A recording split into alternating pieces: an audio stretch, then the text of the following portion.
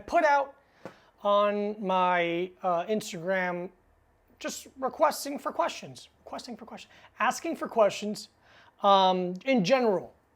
Because I forget how uneducated, that sounds rude, how ignorant you idiots are about fighting. No, about how hard it is to really know this stuff unless you really train for a while, unless you really understand. So we're gonna answer some questions and have a little fun. Riley Yesler asks, what is the most important for MMA and or life? Flexibility, strength, or cardio/endurance? If I had to pick one of those, or I had to put emphasis on one, it'd be cardio/endurance. Fighting is exhausting. You want to first be able to control the emotional aspect of fighting, which is very, very hard. And people get exhausted because of fear, because of the adrenaline, because of the tension. I don't know what's gonna happen, I'm exhausted. That's when people get really tired. But flexibility isn't that big of an issue unless you're doing like a lot of high level, rubber guard stuff. It's not that important. Even I've seen people that can't touch their toes throw head kicks. It's not that important. Strength is useful, but it's not where you want your emphasis being. I've seen a lot of strong people exhausted. I've seen a lot of very physically strong people not be able to last an 8-minute round, a 10-minute round, a 5-minute round. It's very difficult. So if I had to put those in order, I'd go endurance, strength, and then flexibility. That's my opinion. You want to have the ability to go. Because the longer you go before getting exhausted, the more information you can take in, the more conscious your mind is in terms of like recording the roll or the fight. Like you can problem solve more. Like if you watch how Lomachenko trains, Vasily Lomachenko, the boxer, he'll alternate between doing something very physically demanding and then doing something mentally demanding. Like he has these charts on the wall where he's like counting up. It almost looks like Sudoku, but it's not Sudoku. It's just like finding the next number. So like being able to keep your mental focus while your physicality, your cardio strength, that diminishes, that's a skill set. That's very, very important as a fight progresses. So that's my number one, would be endurance. Straight White Male asks, such a great name, asks, I've trained BJJ for a long time and I want to learn striking. What kind of class should I do? I'd say it depends on your goals. Like, do you want to learn striking because you want to diversify your arsenal? Do you want to learn striking because you want to fight MMA? That's part of it. I would say if you've learned jiu-jitsu, like if you've been training jiu-jitsu for a while and you already have proficiency in that discipline, I would spend time boxing. Muay Thai's cool. It's definitely useful. Obviously, it's very useful. But I think if you're a grappler and you have that proficiency, learning a smaller martial art, smaller in terms of the details, meaning Muay Thai, kickboxing has kicks, knees, elbows, trips. Like that's a lot of other new information. Boxing, not that it's necessarily easier because it's only punching. I'm not saying it's easier, but it's a smaller mountain to climb. Again, boxing is not easier than Muay Thai. I'm not saying that. I'm just saying to pad your skill set, learning a little bit of boxing would be very useful. I love boxing. I'm a huge boxing fan. I'm wearing a fucking Marvin Hagler shirt. I'm a huge boxing fan. Muay Thai, it's fun, it's useful, it's very real, it's very dangerous, but I would suggest boxing. Randolph asks, I have a keloid on my back. It hurts a little when there is pressure on it. Would learning BJJ be possible? Would it be possible? Maybe. You'd have to obviously make some adjustments when you're drilling, but the problem is you can drill stuff with a partner who is careful and would be patient and let you adjust and do things not from these positions. But in a roll, there's so many scrambling of position and transitions of position. It's kind of hard to avoid something as big as your back. Now, I'll roll with people and I'll test students sometimes or I'll tell them like, oh, my wrist hurts, or my elbow hurts, or don't squeeze my neck. I want to see if they can control themselves in the role and make these tailored adjustments to their training partner. That's an important part of grappling, it being able to either focus on something or ignore something. So is it possible? Yes, you'd probably do better doing either private one-on-one sessions, which is not cheap, I apologize, or learning a different martial art, learning boxing, learning Muay Thai, learning something else. I just think it's tough to avoid completely. I don't know if keloids can be dealt with. I only know about keloids in terms of tattooing. Liz asks, are there any methods of self-defense, in quotes, worth knowing as a woman, or are they all bullshit? It's tough. So what's sold to people as self-defense, it's very, what I consider small target fighting a lot of times. Knee in the balls, poke in the eye, grab the throat, like here, the airway. It's the underlying skill you're going to miss. And the underlying skill of martial arts really is being able to think critically under duress. You will not gain that skill by taking a 1-2 hour seminar, which is what most of self-defense classes are. You need to be doing this consistently. You need to put yourself in uncomfortable positions, fatiguing yourself, dealing with people that are different sizes all the time.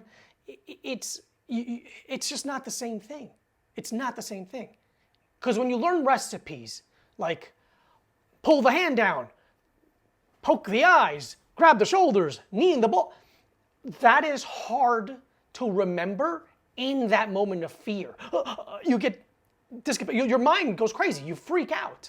Like it's really hard. But the more you put yourself in that mental and emotional space of trying to think critically under duress, like jiu-jitsu, the more likely you are able to do it in real time. So most self-defense, I would say, is basically worthless. If it maybe introduces you to the idea of doing some sort of martial art, or it introduces the idea of, oh, you don't know what to do, then there's some value there, but you could have saved that money and just started doing jiu-jitsu from the jump. So I recommend jiu-jitsu for women. I think if you're a woman and you don't want to do, like I have a lot of women come to the gym and they'll start with striking, which again, I completely understand why you would be uncomfortable with laying on the ground with some strange guy you don't know and have him between your legs and drilling guard. I understand that. That's totally normal. It's a weird thing. Jiu-jitsu is very intimate. But for a woman to be able to defend, again, a smaller, I'm speaking in generality. I apologize if this is offensive in any way. For a woman to defend themselves against a man with just striking, her level of proficiency has to be huge. You have to be a very good boxer to defend yourself against a bigger man. Where in jiu-jitsu, give me 18 months. Give me 18 months. And I can make it so you could probably defend yourself against a guy who's bigger than you are. 18 months. That's all I ask for. And you'll be able to avoid being taken down. You can arm drag. You can rear naked choke. You can guillotine. You'll be able to think critically under duress. That is what mostly self-defense classes don't give you because it's too short. You need to invest a lot of time in being able to defend yourself, in my opinion. Jess Plus a Bus asks, how long can it take to really start to understand takedowns? It depends how often you're drilling them. Like it depends how often you're putting yourself in the position to take down or be taken down. A lot of jiu-jitsu, I'm assuming you're speaking because you do jiu-jitsu, don't do any takedowns. I think that's a big disservice they're providing for their students. If you want the fight to the ground, you need to know how to get the fight to the ground, okay? It's simple. Even if you don't want, especially if you don't want the fight to the ground, you should learn how to take the fight to the ground so you can avoid that and keep the fight where you want it. So you need to either invest more time to this on the mats. If the class itself doesn't provide it for you, maybe hang out afterwards and see if you can drill with a training partner you trust. You need to invest more time in homework, watching wrestling, watching Olympic wrestling, watching Greco-Roman wrestling, freestyle wrestling I meant by Olympic, freestyle wrestling, Greco-Roman wrestling, Sambo.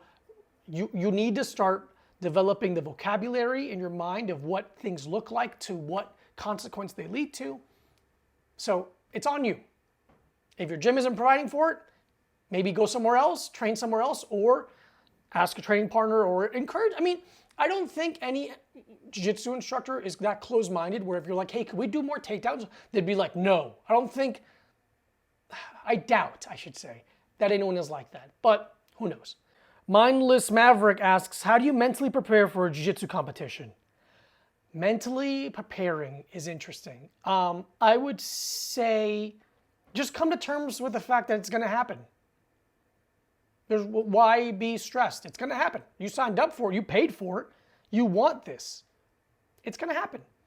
Just know you're not going to feel like yourself. You're not going to be your normal self like you are on the mats. You're going to feel weird. The mats are different. I don't know who this guy is. This referee just mispronounced my name. I didn't get the proper time to warm up. I feel queasy. Just don't be surprised by these feelings. I feel like a lot of times in life, we get surprised by feelings, and the being surprised is worse than the feelings themselves. I was nervous for every fight, every jiu-jitsu match, every hockey game, everything that's, I've been behind a curtain, I call it behind a curtain, where I'm gonna be introduced and I have to do something. I've always been nervous, but I knew I was gonna be nervous. So I was like, oh, here's the feelings that I knew were going to present themselves. Cool, let's move past them. Let's move with them. I see those feelings. I see the nervousness and the fear of the nervousness and the fear of the moment. I see them as obstacles for cowards. So when I felt those things, or I feel those things still, I tell myself, this is where that person would quit, but I don't. This is where X, Y, and Z wouldn't push through, but I am. And you just, again, know they're coming. Watch some jiu-jitsu competitions if you want. Learn the rules more intimately. So like when you're rolling right now, like in training, go through your head like, oh, I'm down 4 points. I got to earn these 4 points in the next 10 seconds. That's very useful.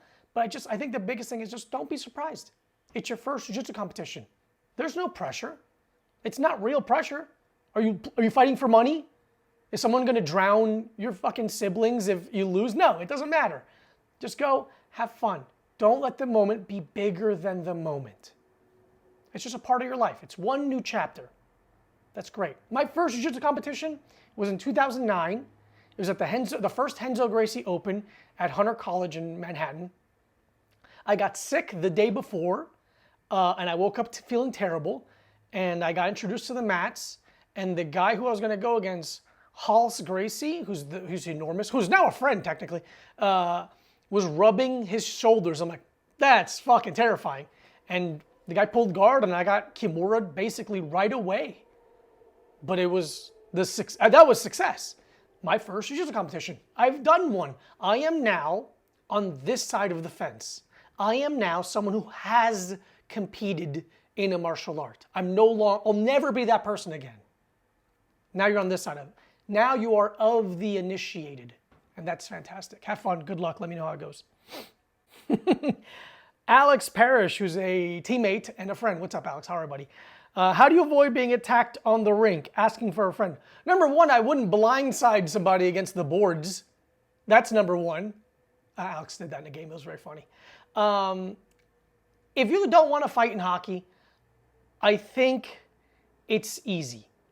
Just be polite. Be cool. Don't chirp at people. Don't slash people after whistles. Don't cross-check people when they're, against the boards. I've been playing hockey longer than I've been fighting, obviously. I started playing hockey when I was 9. I love hockey so much. People that fight in hockey I play in an adult roller hockey league in Dumbo with Alex. He's my teammate. And when I see guys fighting, it's embarrassing. What are you fighting for? What are you fighting for? No one's watching. There's no one here. You don't need to amp up your team. It's so stupid. You can't even skate and you're trying to fight. It's embarrassing. You have a family. You have a job. This is not your career. Stop it. But yeah, stop boarding people from behind, Alex. Cave Bong 2. How do I disarm a gunman while cornered? I don't know. Not my expertise. I don't do weapons training. So I would never advise someone on weapons. I would never be like, oh, Jackie Chan style, like pull the barrel and rotate. Not my fucking world. Not my fucking world. But I put myself in a lot of situations mentally. Like, what would I do? 2 moments. 1, the moment he reaching for the gun. 2, the moment the gun is out. The moment the reaching for it, I'm leaping at you. Wrist control, and since the elbow's flared, maybe some reach over for like a kimura and pull the arm out. But I'm doing trips. I'm trying to catch and sasai. Outside trip, inside trip, get the person to the ground, and then mitigate their ability to reach for their gun and pull their gun out and kill me. Because I like being alive, despite everything I post online. Now, gun is out. Tough titties. I don't know, man. Like, if someone's close enough, I would treat it like a slip, arm parry to an arm drag, and try and get the barrel to point. Like if I'm here, so I would arm drag this is my right arm. I would arm drag the right arm to cross the person's center line, so that this happens, and then I can get closer to them. And this hand is hard to get over. I don't want to go here because this can happen, right? But again, not my fucking world. Not something I'm good at. Not something I would recommend doing. I don't know. It's fucking, that sucks. Crash Topher asks, what should I start along with BJJ? Is an MMA gym better for a beginner or separate gyms? I started with MMA. I started with everything. I did Muay Thai and boxing and Jiu-Jitsu and Judo, all of it at the same time. This all depends on your goals. My only real advice with this kind of situation is don't pigeonhole yourself into what you're gonna be this early. Like if you wanna fight MMA, you gotta do MMA. You can't, don't fuck around, just start MMA. If you're just doing martial arts because you wanna try it out, test and try and figure and see what you like with experience. I started assuming I was just gonna do Muay Thai. I never wanted to do Jiu-Jitsu, but we had a Jiu-Jitsu class that day, so I tried it and I really liked it, and now it's my entire personality. So it's all based on what you want, but don't kind of corner yourself into what you're gonna be. You don't know that yet. Sean, hey Sean, how proficient should you be in each skill set before entering your first MMA match? Okay, here's an interesting question. This is my friend Sean. Sean is a very good boxer, very good boxer. So there's 2 ways of coming into this idea. If you're gonna have an MMA fight, do you have 0 experience in martial arts, or do you have some singular discipline experience? Sean, you have singular discipline experience. You have boxing as a skill set.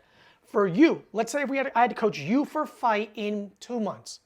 All I'd work on is takedown defense, avoiding being taken down, and main submission defense, meaning rear naked chokes, arm bars, and guillotines. I'd teach you how to get out of those 3 submissions, and I'd teach you how to avoid being taken down, and then we'd just keep your boxing sharp. Keep your boxing sharp. Learn a little more dirty boxing, especially like clinch work, like working off of a fence, like working uppercuts. Very Randy Couture. But that's because you have a good skill set. We would lean on your boxing to win the MMA fight, okay? Think Sean Strickland. Boxing heavy, takedown defense, but mostly working on one skill set. If you have 0 skill set, if you have 0 discipline, then we just want to keep everything even. You know, make sure you don't have any big highs and lows in terms of skill set. Make sure everything is kind of even. How proficient should you be? 7? You know, like this, it's a hard number. It's not like an actual rating, you know?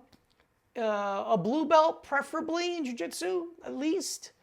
But yeah, it all depends on the person. But with you, since you're good at boxing, we would lean on that and just pick up some of the other things to avoid the fight not being boxing. Oh, you have a second question. How do MMA fighters divide up time spent practicing different skill sets? It really depends on what your skill set is lacking. The name of MMA, the name of the game in MMA is focus on their weakness. What are they bad at? And so MMA is so hard. This is why I don't like the criticism from, like, let's say Muay. Like I remember years ago on my old MMA podcast, Walking Alone NYC, if you're listening to that, hi. We had a very famous Muay Thai fighter on.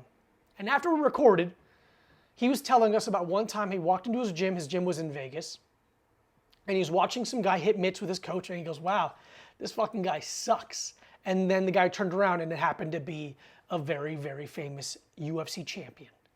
And to him, he goes, wow, these guys are awful at striking. It's like, yeah, kind of, but fight him. Fight him. Go ahead and fight him. Let's see what happens. He'll ragdoll you, okay? Yes, he is not world class in everything. You just want to make sure your weaknesses are not too weak. So it depends on who you're fighting. It depends on what you're weak at right now. And you want to just try and level everything out. Any MMA fighter right now that's surviving off singular discipline is because they're world class. Like Izzy and Alex Pereira, they're able to kickbox people in MMA because they're world class. They're the elite. But if you're not that, you better have a varied skill set and be good at mixing it up. So it all depends on you, depends on your skill set, depends on who you're fighting. Brad Dickel, hi Brad. How do you keep the stank out of your gloves and pads? A, make sure they air out properly. B, spray them with something. You know, like I used to make this tea tree oil and water spray for when I was training a lot, and I would spray my pads down after that. And that seemed to do a really good job, but it's gonna happen. You're sweating into something. You're sweating into something porous. Here's a funny thing. There's two types of gloves, boxing gloves. There's boxing gloves with foam that is porous, and there's boxing gloves that are more expensive with non-porous foam. These, the porous foam, smell really bad because they hold a lot more sweat, where the non-porous gloves do not. I have a pair of winning boxing gloves that are $500. I use them for over 10 years. They're expensive. They have non-porous padding. I can smell them right now. They're right there. They do not smell bad. I use them for over a decade, 4 times a week. They don't smell bad. That's crazy. I had a pair of Hayabusa gloves. I used them for 1 year and I couldn't even have them in my bag anymore. They stunk. So it depends on what you buy, how you take care of it. Mahmoud the Dude just asks, judo. Judo's great. You should try it. It's very fun. It's very physically demanding. It hurts to fall. Once you lose the fear of falling, it's crazy how useful that skill is. You should watch Judoka. It's unbelievable. It's a mini documentary. It's on YouTube. I'll post a little bit here. It's about a Canadian judoka named Doug Rogers who goes to train in Japan. It's quite possibly the most beautiful thing I've ever seen. Riley asks, would you ever do a no violence hockey edition? You know what? Let's pull up the best hockey fight. Let's see. I'm going to search right now, hockey fight. Let's see. It's former teammates Evander Kane and Brendan Dillon. This is from today. This is very recent. Yeah, let's do, you know what? Hold on one second. Let's do it right. Okay, so these boys are starting up. Again, hockey fights, you want to like capture material, and your free hand is doing a lot of the work here. So they're skating up, looking for it. They got contact. You grab the shoulder, and your rear hand is loaded. So you want to throw and come underneath. So you're trying to look at dealing with their gripping hand over the top or underneath. A lot of times they'll turn their heads to make themselves a further target, but this a lot of times makes it so their rear hand has further distance to travel. So I would almost teach them how to shoulder roll a little bit. Keep the shoulder higher and block my chin. Bam, bam, pull in, cross, uppercut. That's what I would do. Tyler asks, is there any realistic technique to fight 2 people at once? With jiu-jitsu, I don't want to be rolling on the floor. Yeah, so this is kind of what happened with my last video about the problem with jiu-jitsu in a street fight. Multiple attackers, I want to just stick and move. I want to use my hands to create discomfort. I want to hit them. I want to make them uncomfortable. And I want to use my footwork to change the angle. There's a drill I used to do with my kids' class where I would have 2 kids against 1, and the one kid's entire goal was to move laterally until the 2 guys were in front of each other, so they couldn't surround him. So if these are the 2 guys, your job would to be move laterally until they block each other. So that way, they can't each get to you. Just being able to move and think of them as 2 objects you can line up, thus making them 1 object. But I would say, throw your hands, hit, roll your head, move away, create distance. Like, that's, in a 2-on-1, that's what I would do. Probably some leg kicks, probably some teeps. People are not used to taking leg kicks hard. Like, 1 hard leg kick, you're gonna go down to a knee. So thank you everyone for the questions. That's it for this episode of No Violence TV or No Violence Q&A. I don't know what to call it. Any suggestions are welcome. I appreciate you all very much. Go train ASAP. Learn martial arts. Learn to clear your mind. Big kiss on the lips.